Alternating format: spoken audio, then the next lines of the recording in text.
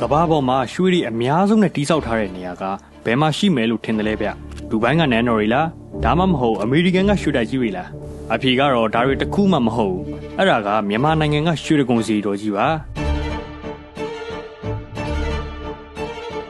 ဒါပေမဲ့ဒီဝင်းပနေတဲ့ရွှေရောင်တွေရဲ့အောက်မှာဘယ်သူမှမမြင်ဘူးတဲ့လှုပ်ဝက်ချက်တွေရှိနေတယ်ဆိုတော့သိရလားဗျာအမှန်တိုင်းပြောရင်ဒီစီဒီကြီးကိုစတင်ဖို့လုပ်ကြတဲ့ကူကထူးဆန်းတာတွေအများကြီးဖြစ်ခဲ့ဘူးတယ်အစမ်းဆုံးကတော့စီဒီထဲမှာထည့်ပြီးပူဇော်ဖို့ဆိုပြီးဖျားရှင်စီကနေပင့်ဆောင်လာတဲ့စံတော်ရှိစုကတဲလာတဲ့လန်ခီမှာပဲပျောက်ချင်းမလားပျောက်ဆုံးသွားခဲ့ဘူးတာပဲဗျနောက်ထပ်ထူးခြားတာကအဲ့ဒီစံတော်တွေကိုယူသွားတဲ့သူတွေကပါမန်လူတွေလုံးဝမဟုတ်ဘဲနဲ့ငကားမင်းတွေဖြစ်နေတာပါဒါရင်မဲလားဆိုတော့မဟုတ်သေးဘူးဒီလိုထူးဆန်းတဲ့အဖြစ်အပျက်တွေကလွန်ခဲ့တဲ့နှစ်ပေါင်း2000ကျော်ရတယ်မဟုတ်ဘဲနဲ့တိတ်မဝေးတဲ့နှစ်100ကျော်တုန်းကလည်းထက်ပြီးအံ့ဩစရာတွေဖြစ်ခဲ့ဘူးသေးတယ်ဘယ်လိုမျိုးလဲဆိုတော့ဒီဇေဒီတော်ကြီးရဲ့အင်္ဂါတောင်မှာကြားကြီးတကောင်ကိုယ်တိုင်တက်လာပြီးနေတဲ့အထိမမျော်လင့်ထားတာတွေဇက်တိုက်ဖြစ်ခဲ့ဘူးတယ်ဗျဒီဖြစ်ရတဲ့အားလုံးကရွှေတကုံဇေဒီတော်ကြီးရဲ့မြောက်အနှက်ကြီးတွေကလှုပ်ဝက်ချက်တွေနဲ့တခုခုမြန်ဆက်ဆက်နေမလားငကားတွေယူသွားတဲ့ဖျားရှင်ရဲ့စံတော်တွေကရောဘယ်လိုနည်းနဲ့ပြန်ရောက်လာခဲ့တာလ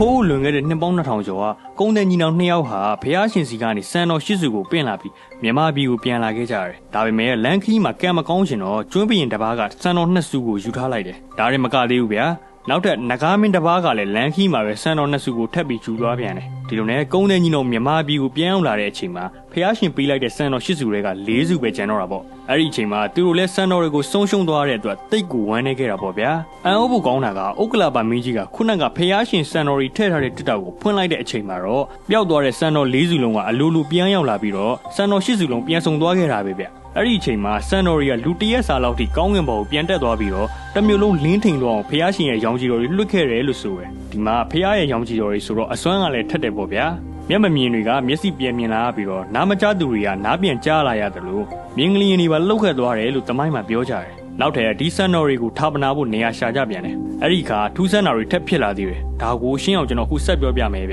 ျအခုရွှေတကုံစီဒီတည်ထားတဲ့တိန်ကုတ်တရကုန်းတော်ဟာဒီတိုင်းကုန်းမြင့်တစ်ခုမဟုတ်ဘဲနဲ့အရင်ကပွင့်ခဲ့တဲ့ဖျား3စုရဲ့အမွေအနှစ်တွေရှိနေတဲ့နေရာပါနမင်းကြီးတွေရဲ့လမ်းညွှန်မှုနဲ့မြေအောက်ကိုတူးကြည့်တဲ့အခါမှာတောင်ဝေးတော်ရေစစ်တော်နဲ့သင်္ကန်းတော်တို့ကိုအံ့ဩစရာကောင်းအောင်ရှာတွေ့ခဲ့တာမလို့ပါအဲ့ဒါကြောင့်ပဲရွှေတကုံစီတော်ကြီးကဂေါရမဖျားရှင်ရဲ့စံတော်တွေမကပဲပွင့်ငယ်မှုတဲ့ဖျား4စုလုံးရဲ့ဓာတ်တော်တွေစူးစီးနေတဲ့ကဘာမှာတဆူရဲသောအထွတ်မြတ်နေရာဖြစ်လာခဲ့တာပေါ့ဗျာ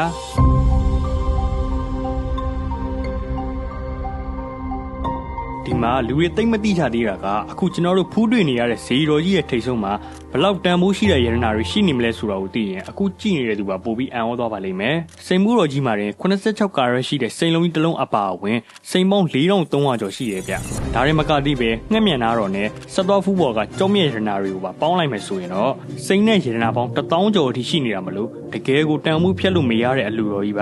အဲ့ဒီမှာပါတဲ့ရတနာတွေရဲ့တန်ဖိုးကနိုင်ငံတစ်ခုရဲ့ပိုင်ဆိုင်မှုတွေအကုန်ပေါင်းလိုက်တဲ့ပမာဏလောက်အထိရှိတယ်လို့တောင်ဆိုရတယ်ဒါပေမဲ့ဒီရတနာတွေကငွေကြီးနဲ့တောင်တန်ဖိုးဖြတ်လို့မကောင်းပါဘူးဘာလို့လဲဆိုတော့ဒါတွေဟာမြန်မာလူမျိုးတွေရဲ့မွန်မြတ်တဲ့တရားတွေကိုစုစည်းထားတဲ့တန်ဖိုးဖြတ်လို့မရတဲ့အမွေအနှစ်တွေဖြစ်နေလို့ပဲဗျပြီးတော့ရွှေတကုံသမိုင်းမှာအထူးခြားဆုံးနဲ့အခုဒီလူကြီးတွေပြောမဆုံးဖြစ်နေရတဲ့ဖြစ်ရတစ်ခုလည်းရှိသေးတယ်အဲ့ဒါကတော့လွန်ခဲ့တဲ့နှစ်ပေါင်း120ကျော်ကဇေဒီတော်ပေါ်ကြားကြီးတောင်တက်ခဲ့တဲ့ဆိုတဲ့ကိစ္စပဲဗျ1900ခုနှစ်ဝန်းကျင်တုန်းကဖျားဖူးလာတဲ့သူတွေဟာဇေဒီတော်ရဲ့အင်္ဂါတောင်မှာ10ပေလောက်ရှိတဲ့ကြားကြီးတောင်ဝင့်နေတာကိုမြင်လိုက်ရတယ်အဲ့ဒီခေတ်ကအုပ်ချုပ်နေတဲ့အင်္ဂလိပ်စစ်သားတွေကတော့ဖျားဖူးတဲ့သူတွေအန်ရီဖြစ်မှာစိုးလို့ဆိုပြီးအဲ့ဒီကြားကြီးကိုတနက်နဲ့ဝိုင်းပစ်သက်ခဲ့လိုက်တယ်ဗျဒီဖြစ်ကတနိုင်ငံလုံးကိုဟိုးလီကျော်သွားပြီးတော့လူကြီးတွေကတော့ဒါကတာမန်ကြားမဟုတ်ဖျားကိုအမြဲစောင့်ရှောက်နေတဲ့နေကြီးကကြောင်းအောင်ဆောင်ပြီးတော့ဖျားဖူးလာတာလို့ယနေ့ထက်တိုင်ယုံကြည်ကြတဲ့သူတွေလည်းရှိတယ်ဗျဒါအပြင်အခုကကျွန်တော်တို့အပါအဝင်လူငယ်တွေမှတ်မိလိုက်တဲ့ရွှေတကုံစီတော်ကြီးရဲ့မူလပုံစံကိုလည်းအားလုံးသိအောင်ကျွန်တော်ပြောပြပေးပါမယ်ရွှေတကုံကိုဆက်စားခြင်းတီရုံကတော့အခုလိုဖူးရတယ်လို့မျိုးအမြင်ကြီးမဟုတ်သေးဘူးဖះရဲ့အမြင်ကအခုကအစောက်ဦး၄တိုက်လောက်ပဲရှိအောင်မေဗ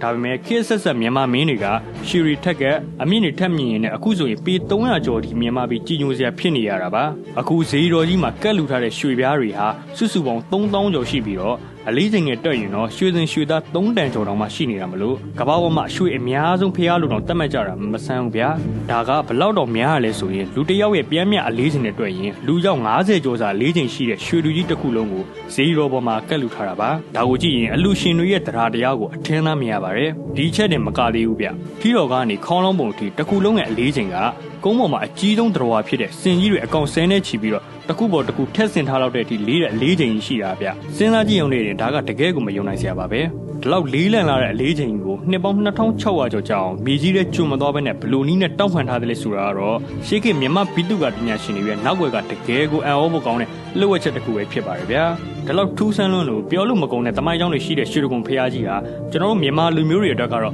သာသနာအစရွှေတကုံကလို့တော့တင်စားလောက်အောင်တန်ဖိုးရှိလာပါတယ်ဒီနေ့အချိန်ဒီဖျားပေါ်မှာဖျားဖူးသူတွေအဋိဌံပြုသူတွေပရိစိတ်သူတွေရောဝိဇ္ဇာတွေရောတကယ်ကိုများပြားလာပါတယ်ဗျာ